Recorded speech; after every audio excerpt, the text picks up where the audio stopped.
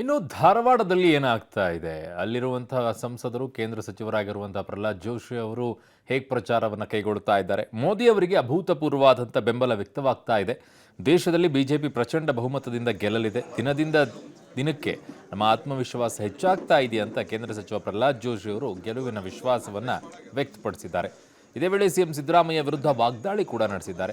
CM Siddaramaiah ಏನೂ ಮಾಡೋದಿಲ್ಲ, ಟೀಕಿಸಲೆಂದೇ ಒಂದಿಷ್ಟು ಮಂತ್ರಿಗಳನ್ನು ಬಿಟ್ಟಿದ್ದಾರೆ. ಆ ಮಂತ್ರಿಗಳಿಗೆ ದಿನ ಬೆಳಿಗ್ಗೆ ಮೋದಿ ಮತ್ತು ಜೋಶಿ ಅವರನ್ನ ಬೈರಿ ಅಂತ ಹೇಳ್ಬಿಟ್ಟಿದ್ದಾರೆ. ಬೈಲಿಲ್ಲ ಅಂದ್ರೆ ಮಂತ್ರಿಗಿರಿಯಿಂದ ತೆಗೆದು ಹಾಕ್ತೀನಿ ಅಂತ ಕೂಡ ಹೇಳ್ಬಿಟ್ಟಿದ್ದಾರೆ ಅಂತ ಕೇಂದ್ರ ಸಚಿವ ಪ್ರಹ್ಲಾದ್ ಜೋಶಿ ಅವರು ವ್ಯಂಗ್ಯವಾಡಿದ್ದಾರೆ. ಯುಪಿಎ ಕಾಲದಲ್ಲಿ ದೇಶದ ಆರ್ಥಿಕ ಸ್ಥಿತಿ ಏನಿತ್ತು, ಇವತ್ತು ಏನಿದೆ ಅಂತ ತಿರುಗೇಟನ್ನ ಕೊಟ್ಟಿದ್ದಾರೆ. ಇಂದಿನ ಪ್ರಚಾರ ಹೇಗೆ ನಡೀತಾ ಇದೆ? ನಿನ್ನೆನೂ ಬಹುತೇಕ ನೀವು ನೋಡಿದ್ದೀರಿ ಅಂತ ಕಾಣ್ತದ. ಅನೇಕ ಸಮಾಜಗಳ ಮುಖಂಡರನ್ನು ನಾವು ಕರೆದು ಅವ್ರಿಗೆ ಪ್ರೀತಿ ಆತ್ಮೀಯತೆಯಿಂದ ಎಲ್ಲ ವಿಷಯವಾಗಿ ಮಾತಾಡಿದ್ದೀವಿ. ಎಲ್ಲರೂ ಮೋದಿ ಮತ್ತು ದೇಶದ ಹಿತದೃಷ್ಟಿಯಿಂದ ಈ ಸರ್ತಿ ಭಾರತೀಯ ಜನತಾ ಪಾರ್ಟಿಗೆ ಪ್ರಚಂಡವಾದಂಥ ಬೆಂಬಲ ವ್ಯಕ್ತವಾಗ್ತಾಯಿದೆ. ನಮ್ಮ ಆತ್ಮವಿಶ್ವಾಸ ಮೊದಲಿಂದ ಇದ್ದೇ ಇದೆ, ಡೇ ಬೈ ಡೇ ಅದು ಹೆಚ್ಚಾಗ್ತಾಯಿದೆ.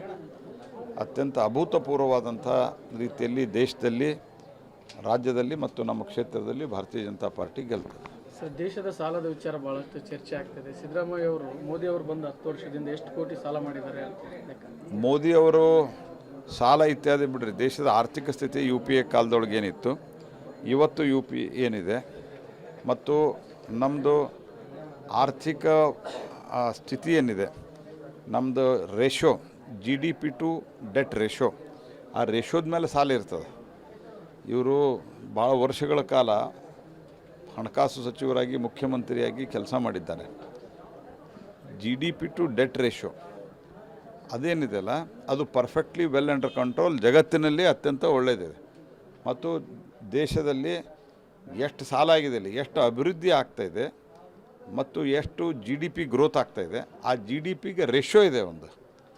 ನೀವು ಕರ್ನಾಟಕದಲ್ಲಿ ಆ ರೇಷೋ ಬಿಟ್ಟು ಸಾಲ ಮಾಡ್ತಾಯಿದ್ದೀರಿ. ನೀವು ಅದನ್ನು ನೋಡಿಕೊಡ್ರಿ. ಮೊದಲ ದೇಶದ ನಿಮ್ಮ ಅರ್ಥವ್ಯವಸ್ಥೆ ನಿಮ್ಮ ಕಾಲದಲ್ಲಿ ಫ್ರೆಜೈಲ್ 5 ಇತ್ತು.